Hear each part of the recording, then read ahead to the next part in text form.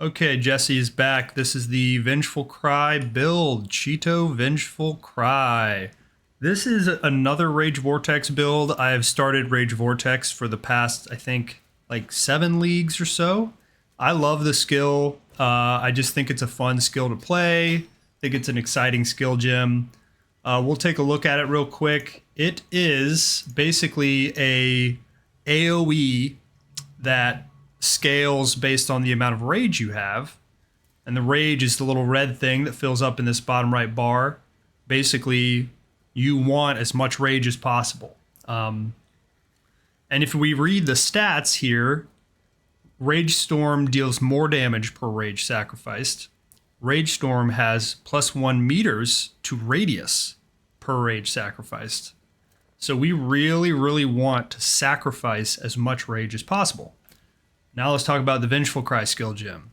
This is where the real, our bread is really buttered, as they say. This is the juice. Vengeful Cry skill gem. Buff grants 3 rage per power. Whatever, we don't care. Next line below that, towards the very bottom of this description, buff grants +25 to maximum rage. And we are already getting every ounce of rage we can rage in the tree itself. So every node that has max rage, we're getting. These are max rage nodes. This is a max rage node. This is a max rage node. These are max rage nodes. So we have, and then there's a max rage mastery as well. So we have every single point on the tree that will give us rage, right? So, at default value, this goes to 60. It turns out you start with 30 base rage, and you add 60. We'll go to the Blood Aqueducts real quick. And from the 60, then you add max to that. Wait, I'm stupid. Here we go. So, Rage Vortex, we'll put it back in. It already is in. For some reason, our precision is in our right click. Here we go. So, Rage Vortex, once we have 60 total, the AoE is about that big. That's not totally insignificant.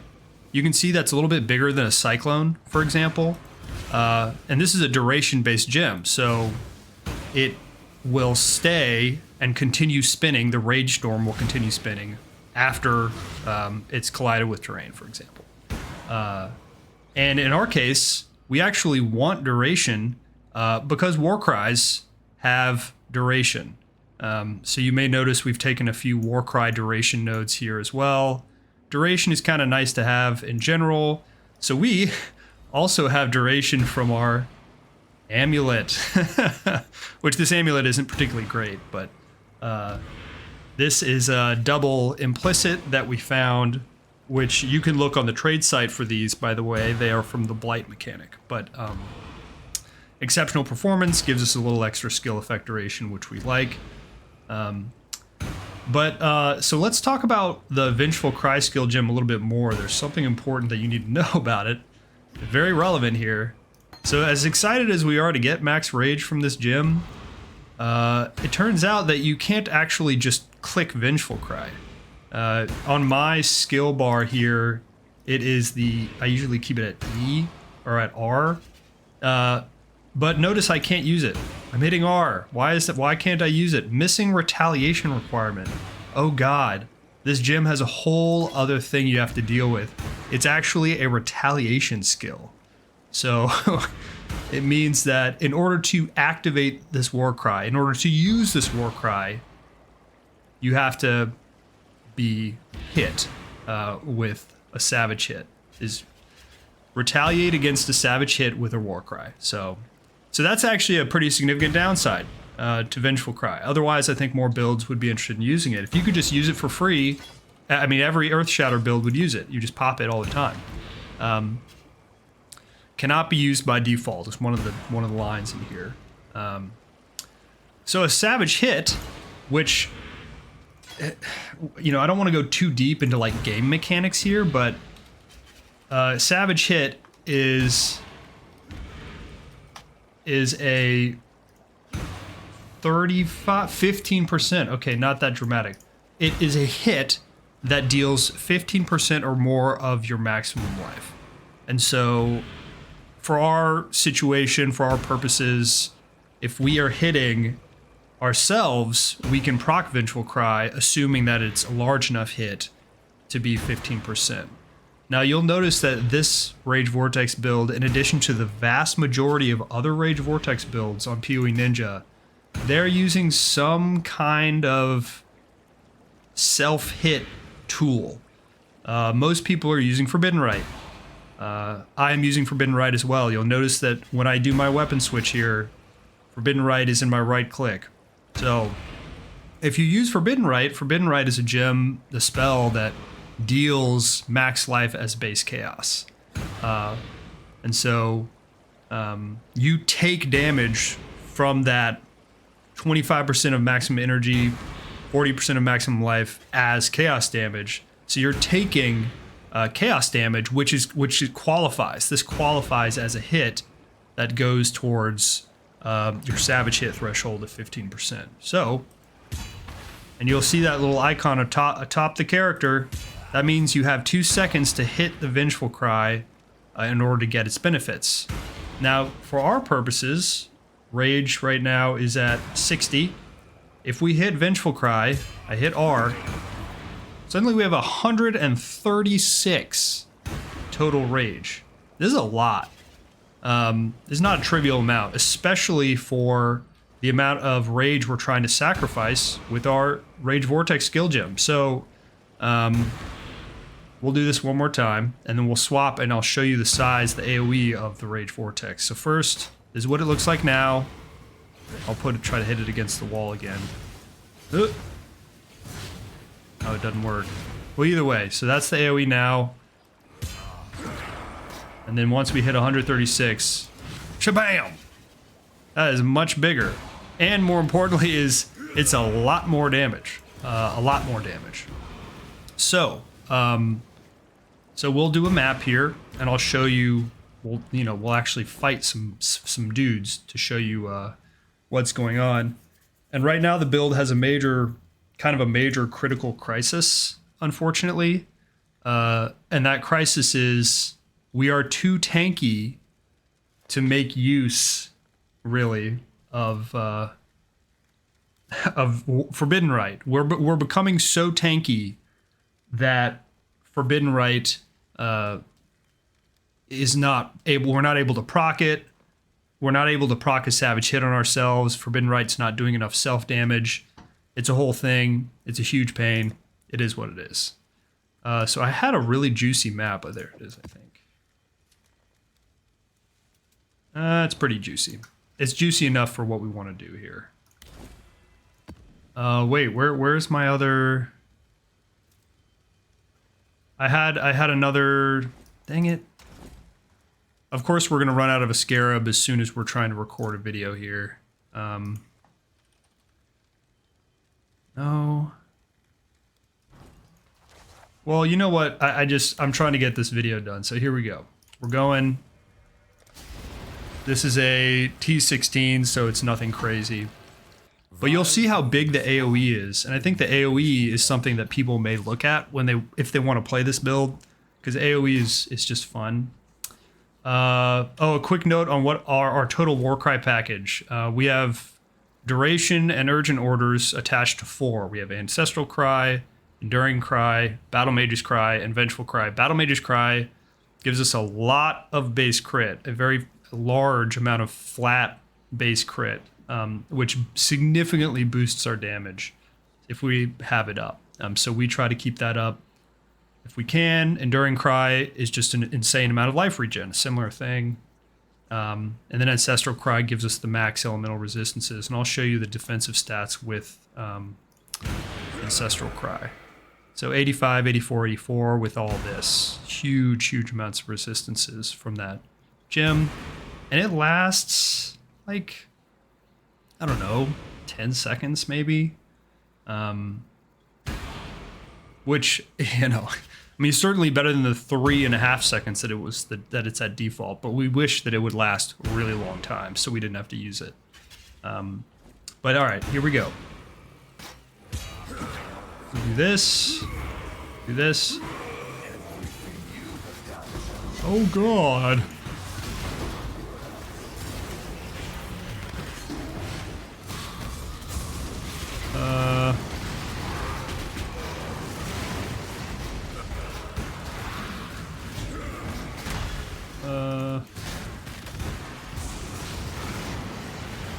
See, the problem is I'm using this is the huge problem that our build is dealing with right now, is that I'm having a hard time dealing enough damage to myself, which kind of blows.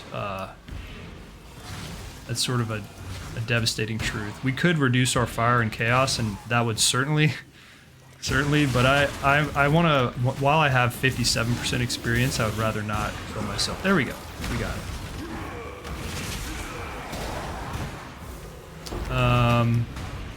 But yeah, so you notice the AoE is pretty nice. That is the juice of this build, for sure, is the AoE. I don't care about Expedition, do I? See, now we're, look, come on. I need a savage hit, bro. It's very, very difficult to get a savage hit, for some reason. With the latest version of the build, at least. We hit the chamber that we want. Very exciting.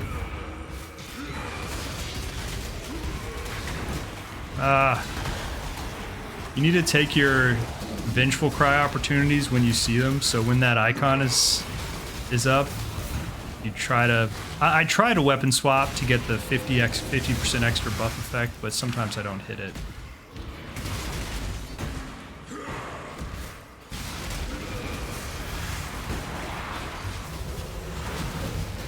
Alright. Go.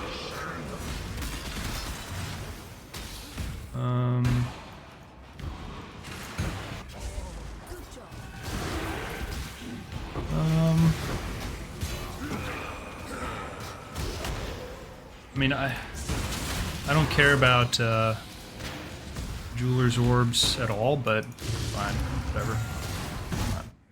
There you are. Ready. Come on, buddy.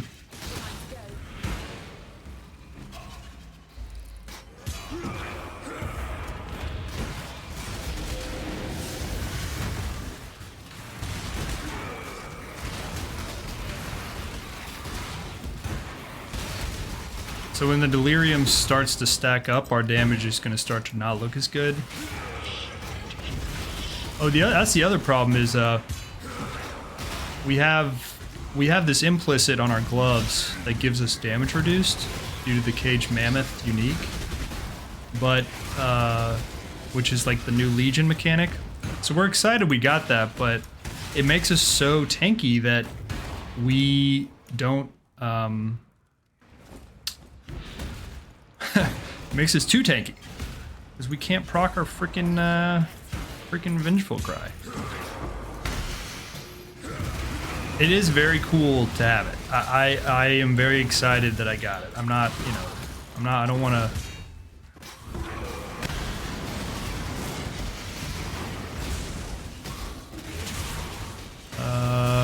Greater Eldritch Embers.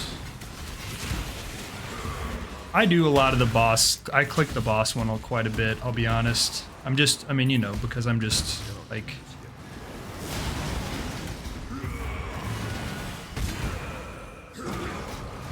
Go.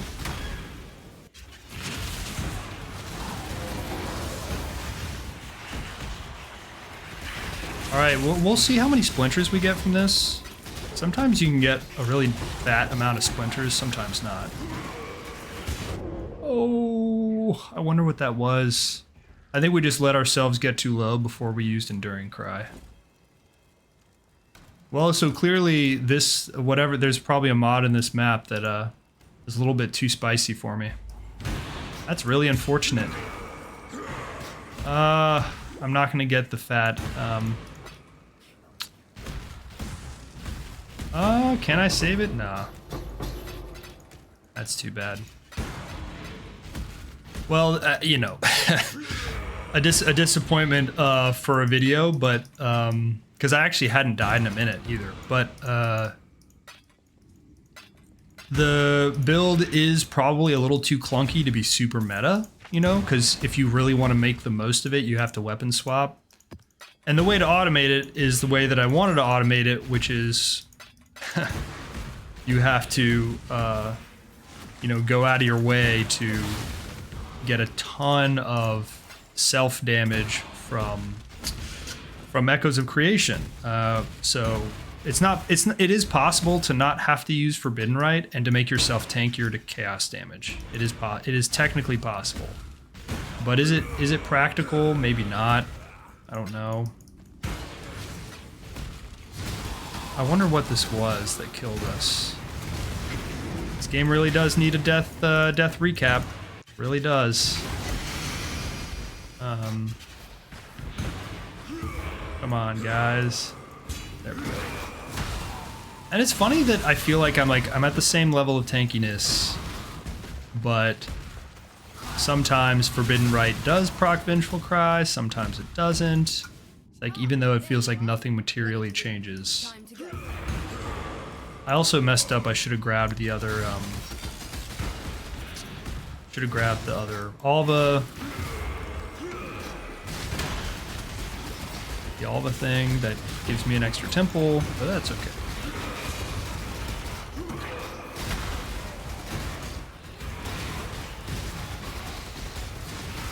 We'll take a look at these mods again.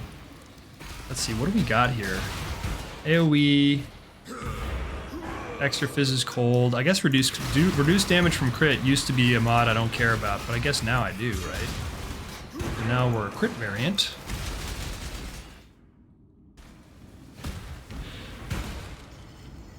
Well, I mean, there's some pretty fat mods on here.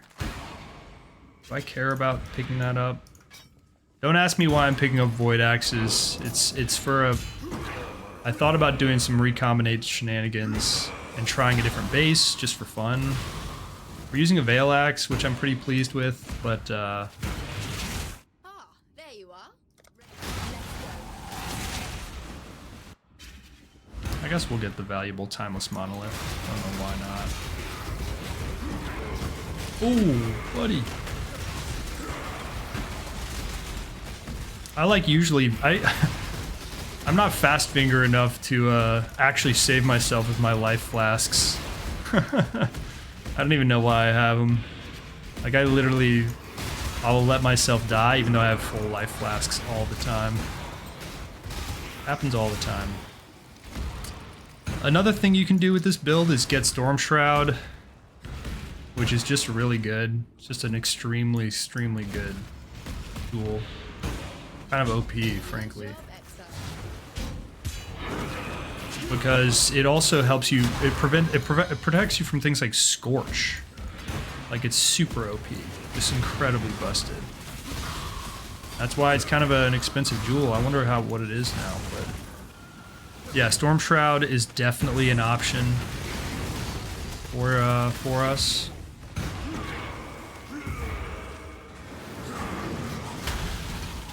If we wanted to do that.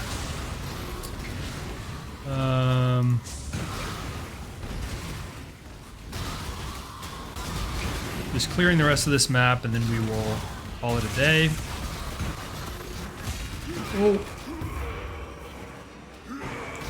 I think our in the mana cost, some of the mana cost changes, our mana costs are non-trivial,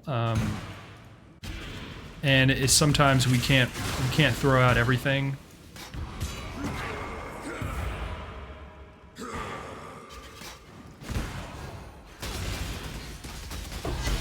All right,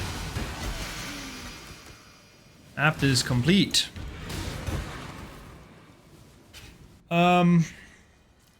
And the very last thing that I'm gonna do is show you all a a new gem. I mean a new timeless jewel. So there is a new timeless jewel gem here. This is called Festering Vengeance. Festering Vengeance.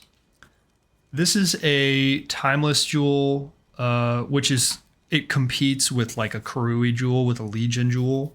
All unique timeless jewels. Yeah, so you only can have one of these. Now what this does, the same as other timeless jewels, is it adds a new keystone.